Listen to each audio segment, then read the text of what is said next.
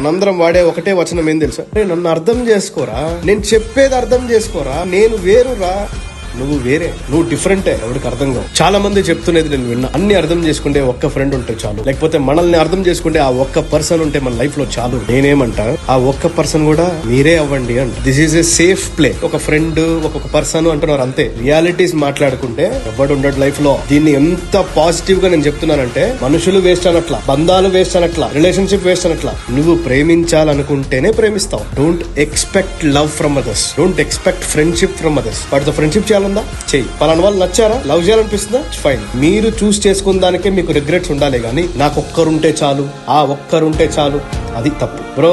ఆ పిల్ల కాకపోతే 100 మంది బ్రో. ఈ మాటలన్నీ ఈజీగా అందరికీ అర్థం అవుతుంది కాబట్టే అలాంటి రీల్స్ చేస్తుంటారు, అంతేగాని అవన్నీ నిజాలు కావు. ఎప్పటికీ తోడుగా ఉండేది నీతో పాటు నువ్వే. గుర్తుపెట్టుకో, వీఆర్ వన్.